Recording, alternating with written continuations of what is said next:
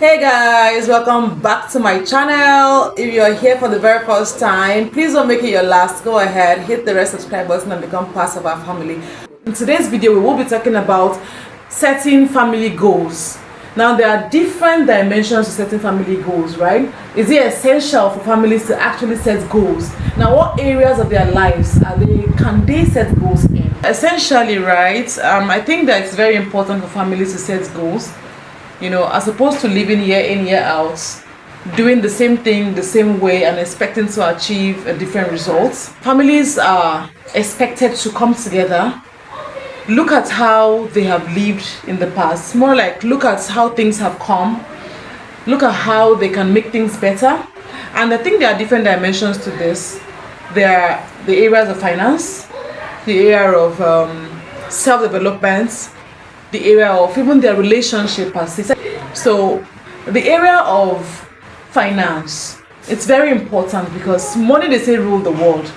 So how can families set financial goals that will enable them build a very strong financial capacity and ensure that they break through poverty and lack?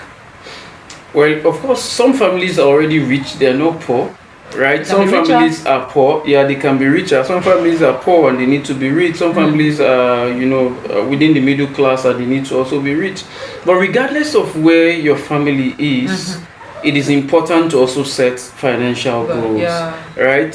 There are people who, for instance, because they didn't really work to make those money, probably they inherited it from their parents, and because they were not taught the art and craft of making money, it becomes difficult for them to manage the money. So sustainability is key and all of that. So basically, I think setting family goals is like planning, right? In development studies, we say if you fail to plan, you plan to fail, right? So more often than not, what happens is that people are deliberately planning to fail, but they don't know that that's what they are doing.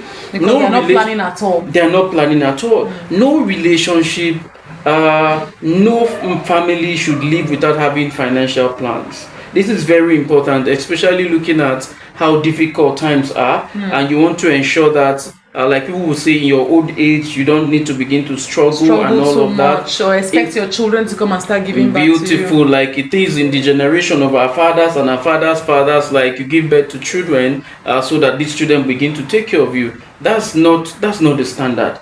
The standard is that you should be able to take care of yourself till old age, and your children should feel really favored and blessed that they're able to do something, for their parents. However, planning is very important.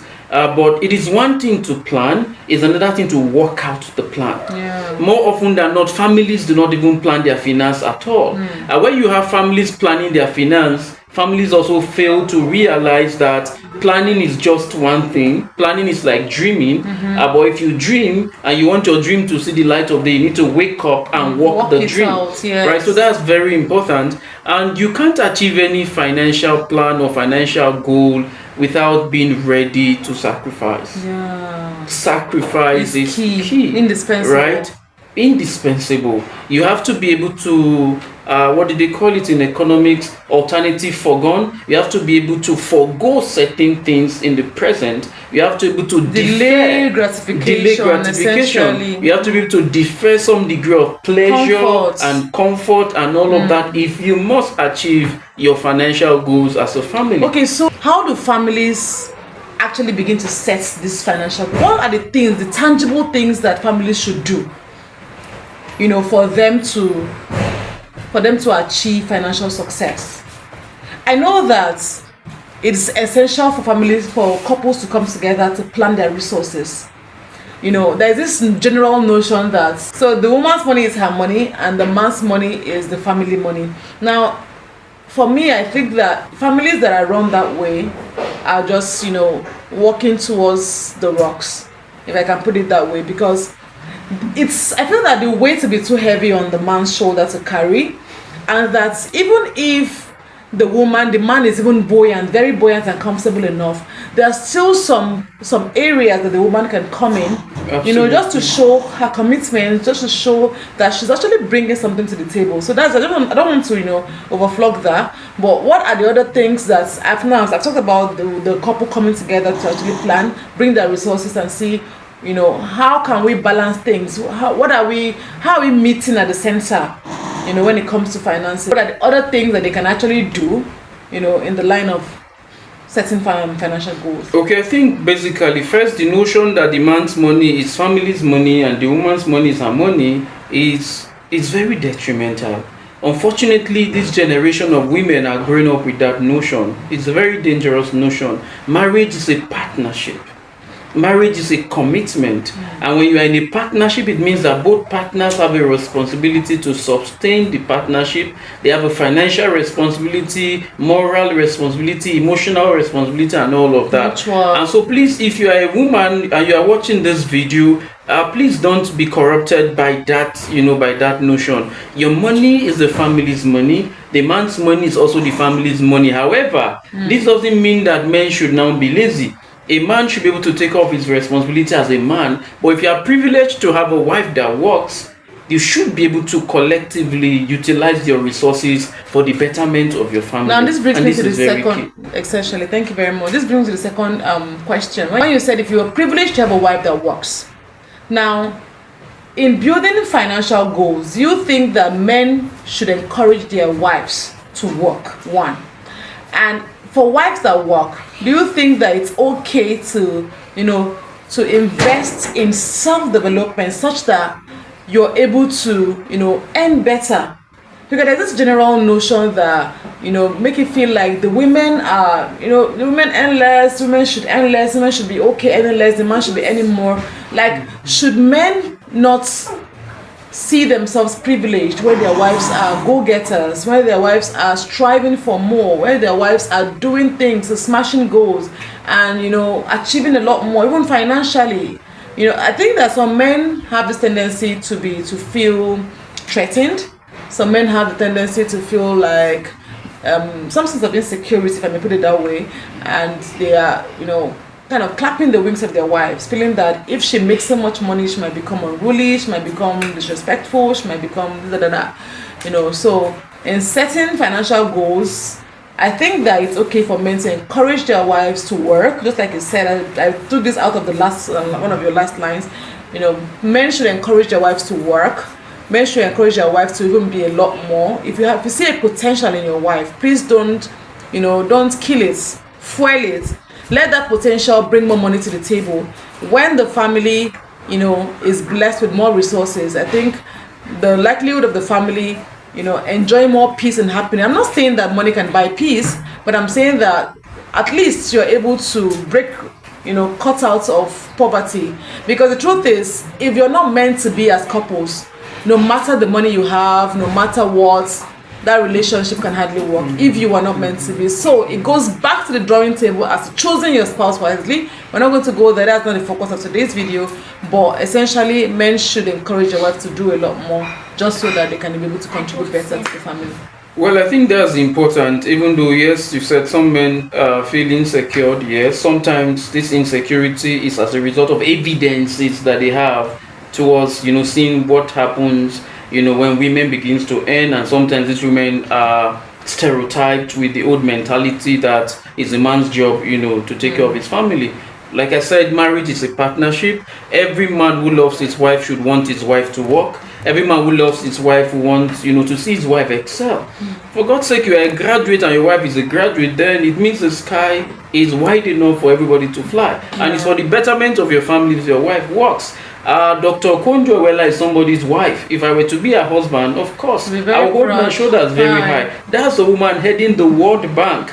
The Deputy Secretary General of the United Nations is a Nigerian and a woman. If that's your wife, what would you feel? You'll be glad. And so typically, and these people have cited their families, their marriages are still intact. What position will your wife ever hold in the world that can be as hot and as good as being, the Director General of World Trade Organization?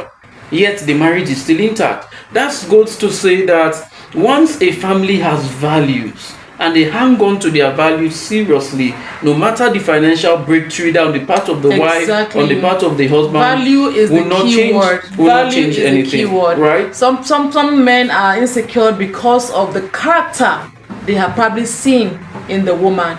The woman has probably displayed the character of, trying to smash the ego of the man because they feel like I have arrived. But if that family is standing on strong values of respect, no matter the success, mutual respect, submission, as the Bible instructs, I don't think there should be any. That family is built on these strong values. So regardless of the financial breakthrough, the man will not be insecure and the woman will also not become something else. Just to wrap up on that, on financial, setting financial goals, we said something about discipline and sacrifice. I want to tell you, more often than not, people give excuses. Oh, we don't earn much. Oh, I earn 100,000. My wife earns 50,000. There are people, sometimes what you're able to achieve is not really determined by how much you earn. There are people who earn in millions every month, yet they have nothing to show. They don't have savings, they don't have investment. Meanwhile, there are people who don't earn that much, but they have savings, they have investment, and all of that. And so, discipline is where discipline comes very key, right? You cannot eat everything you earn. Every family that wants to break through financially must be able to invest. Sacrifice. You must be able to sow seed, because when the seed germinates in the future, then your family gets more stable. And we must recognize that it's a process, right? It's a process. It's not going to come overnight. It's a process you need to nurture, because investment also takes time to manifest. So savings and investment is very key as a way, of trying to get some degree of financial stability. Now, when we mention sacrifice, right? Now, somebody might be wondering, how can I sacrifice that? But I need this, I need that. They're essential to me. How else can I sacrifice? The truth is, sacrifice is hard. It doesn't matter how much you need that thing. It doesn't matter how much you want that thing. I remember once upon a time, I'm not going to give details about this, but there was a point in our marriage where we had to sell our car because we wanted to achieve something that today we are proud of. As I said, I'm not going to give so much details about that. In fact, we sold our car because we needed to use the money to do lintel in our house. Just lintel, not to build, just the lintel in our house. Okay, so we got to then when we were building, right? We're still building, and the house we recorded living to the glory of God. We got to the lintel stage and there was no more money. So we had to sell our car to pour in the money there. Do you understand? And we became careless. Yes. I remember then it didn't sit down with me, but today I'm grateful. And that's where marriage as partnership comes in, right? Sometimes if you're able to convince your spouse that this is really important, let your partner see what you are seeing. Let the partner see through your own lens. I would give it to my husband when it comes to savings and investment, because sometimes I feel that the risk is just too big to take, but he will make me understand and see things very differently. I may not even key in immediately. It may take the Holy Spirit to get me to the point where I'm like, okay, I'm in on this. And that's where agreement comes in, So no matter how long it takes for your partner to agree with you, please give them that time. Be patient with them. Let them come to the point where the family is on the same page. I'm talking about investment and savings now. So no matter how hard, somebody may be thinking out there, somebody may be thinking that, no, sacrifice, no matter how much you preach on sacrifice, not me selling my car. No, I can't sell my car to get to that. But the truth is, right now we drive a better car than the one we sold. So that's how it works, right? You probably may think that selling your car is not, that's not me sacrificing. But you can do that just because there may be a very beautiful investment opportunity. The opportunity that comes but once. Yeah. So you may now put yourself in a position that, I need to key into this opportunity because I know that it's going to pay me in the nearest future. Now be careful what you're keying into, right? Be sure that this is not something that will fail. Ensure that the risk factor is quite minimal or something you can actually cope with, and then ensure that the bigger picture is clear enough.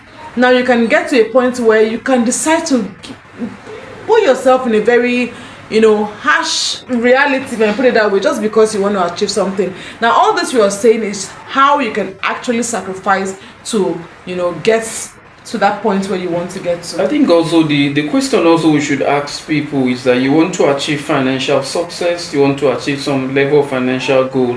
What is your threshold, for sacrifice? I want to tell you that the more your threshold for sacrifice, the more financial success you can achieve. What's your threshold? Can you imagine my beautiful wife, for instance, jumping through public transport from where we live to Maitama or to central area, to and fro, sometimes even in the rain? Can you imagine yourself, that beautiful woman, that handsome guy, you have a car and you have to do away with the car because you want to put it into a project or into an investment, and now you start jumping, maybe for those in Lagos, from one Molue bus or from one... it's actually hard. It's actually hard, but the truth is, you will reap the reward. Just like the Bible says, though the sorrow may last for a night, but joy comes in the morning. When you achieve that and you get over it, tomorrow you're able to buy another car, you don't even remember. You don't remember all of those sacrifices. Honestly, you have got to make. Sacrifice is hard. So self-denial, delay gratification, these are key strategies if you must achieve financial goal. That will help you save certain degree. That means the quality of hair you should buy is not what you are going to buy. The quality of clothes you should wear is not what you are going to wear. All because you just want to achieve something. And in the nearest future, you can buy whatever car you want to buy. You can wear whatever kind of hair you want to wear. You can travel to whatever places you want to travel to. Setting financial goals requires all those discipline. But apart from financial goals, there are relationship goals as well. Yeah. Right? How do I ensure that as a family or as a couple we do not fall out of love? Right? It's very important, especially in this era where you are beginning to have a lot of home broken marriages and all divorces of that. Everywhere, separation everywhere. People are beginning to lose that, that key ingredients, in marriage that we used to hear about. Our parents talk about patience. I'm not saying that women should die in marriages. I'm not saying men should die in marriages. But I'm just saying that people should be more patient with one another. Partners must be ready to make their marriages work. I want to make my marriage work. So if my spouse complains of a particular behavior and I want my marriage to work, it's as simple as that. My partner says, please, you stay late at night. Can you please stop that? And I want my marriage to work, then of course it means I will not stay late. That's sacrifice as well. Very simple. These things marriages can work because it is about the coming together of two persons. Right? Though we are coming from two different backgrounds, but where there is effective communication, I don't see any reason why marriages should not work. There's no reason why we should have broken marriages or broken home if there's effective communication and the partners involved are also ready to adjust. Ready to make it work. Of course, is your husband a monster? If you're a wife beater and you want your marriage to work, it means you have to stop beating your wife. You stay late at night and you want your marriage to work, it means you have to stop staying late at night. Your wife is somebody's daughter, just like you are somebody's son, right? So all of these takes just understanding and commitment and willingness to be ready to do away with certain behavior, and marriages will begin to work. Exactly. So setting goals also means that setting relationship goals, ready to, you are ready to give away, to make some sacrifices. That's one goal. So how do you begin to make that goal? Like, how do you begin to actually make sacrifices? Because for somebody who is a sacrificial person, it's kind of hard. So what are the things that you think that they can do to help them begin to learn how to sacrifice? Well, we are all human beings, and so we need to learn and relearn certain things, right? So if your spouse doesn't want certain kind of behavior, you can learn to do away with such kind of gradually behavior. It's not going to commitment, and you'll be fine. It's not going to happen overnight, but you having that consciousness. And if you're a religious person, honestly, for me, I feel that things that have to do with character or personality, you cannot stop it from the flesh. You can't stop it from the place of, okay, I just want to stop this. There's a saying that you can't change a man until that man decides to change. So it takes that decision of that man to be able to act differently. So if you're somebody that there's something your spouse is complaining about and you don't really and you feel that that's tearing your family apart, and you want to begin to build strong build strong relationship, build some strong relationship goals, and help your family, walk through your challenges and become better, then you need to begin to be more religious, pray more, and ask God to help you.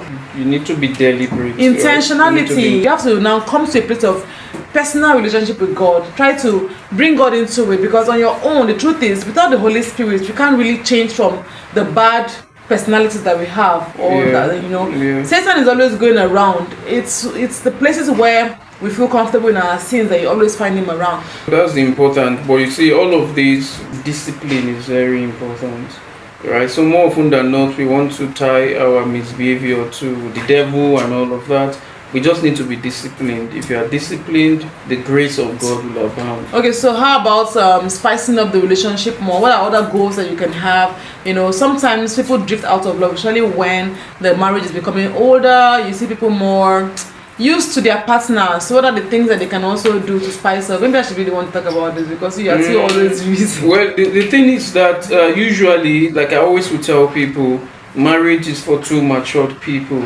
As much as it's important to spice, very important, but see, as family begins to expand, as begin to set those economic goals, those financial goals, most definitely romance will drop. Most definitely. However, we shouldn't lose focus. We should also try, how do we spice relationship? We can have time for for outings. You want to go to a garden to go and have some fun. You want to go and watch movies. You want to travel. All of these can help. Then a simple text message every day will go a long way to spice a relationship. Yes, remember the I love yous you always tell your fiancé or your girlfriend, now your wife, those days. Remember the romantic messages you should send her and she has butterflies in her tummy. Remember, do they really have butterflies in her tummy? No, that's endoparasite or what now? Okay, so remember those sweet things you used to say to her, those things that really caught your attention the first time you met her. So don't just sweep those things under the carpet because she's now a mom of 3, mom of 2, as the case may be, or because you feel that you have seen her finish.